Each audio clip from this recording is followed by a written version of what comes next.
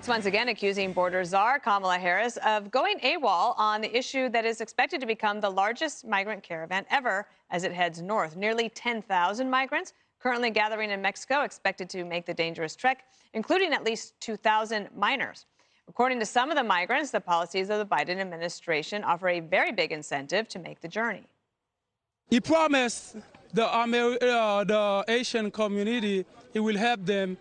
He will call Title 42.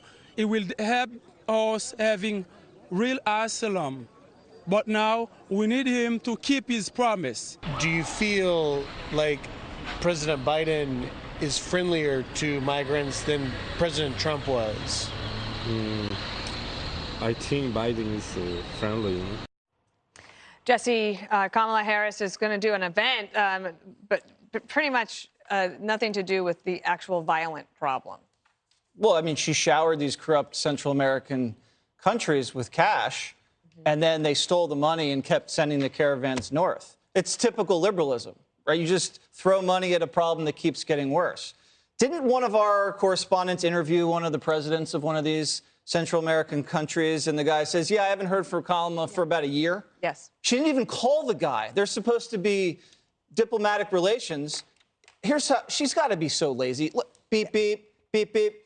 El Presidente, this is Vice President Kamala Harris. We sent you a lot of dinero. How about you stop the caravans? Thank you.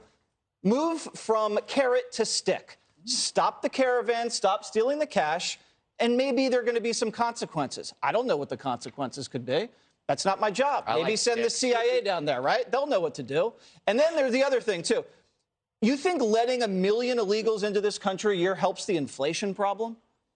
I mean, that just explodes inflation. That increases demand, destroys the dollar. I mean, come on, anybody with a brain sees that. How come she doesn't see that she's making inflation worse? Go ahead, Judge.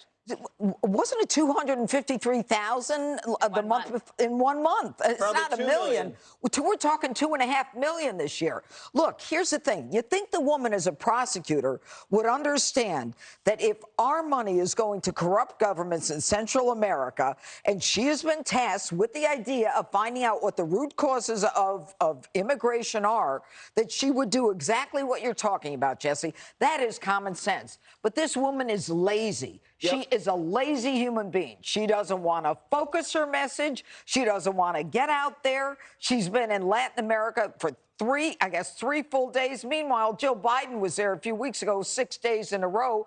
And now they have an end game. They want to try to get people to the Summit of Americas. She's calling everybody and begging them to show up. And they won't show. And they won't show. I mean, the woman she's more than a laughingstock. She's more than someone who's inept.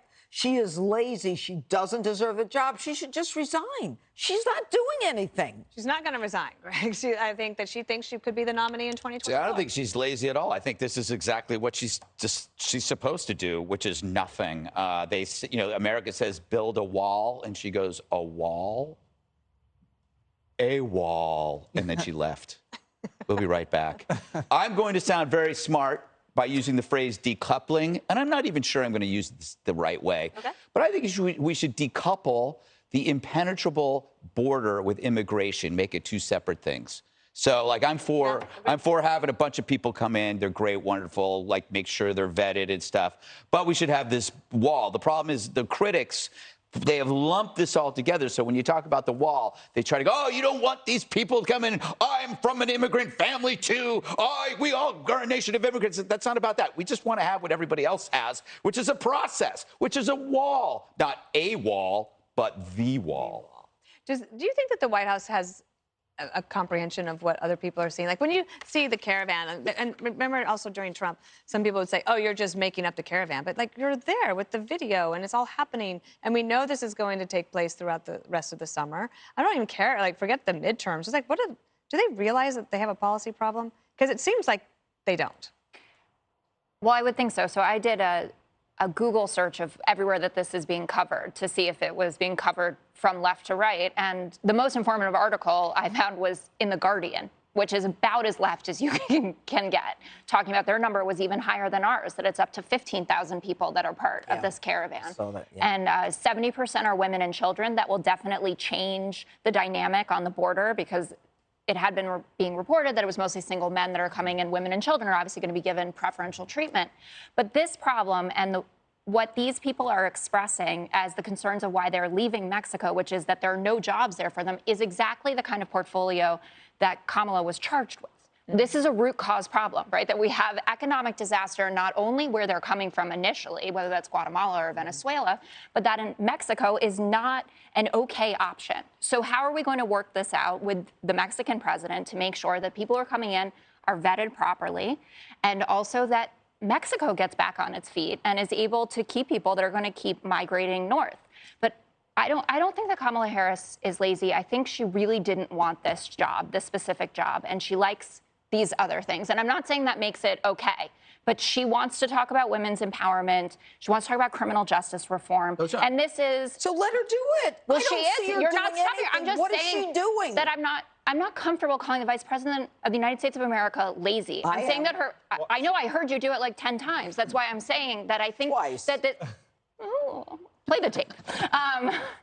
That this isn't what she wants to do. And unfortunately in life, we all get jobs that we don't want to do. President Biden had this as VP as well. I'm sure that wasn't his top choice. He'd rather have just done gay marriage the entire time. And he ended up with this portfolio. And it's hard. It's an intractable problem that perhaps needs to be decoupled. But when you're the vice president, you have at your disposal. You could basically pick up the phone. You can call anybody that you want. You can hire anybody you want. You get all the help that you want.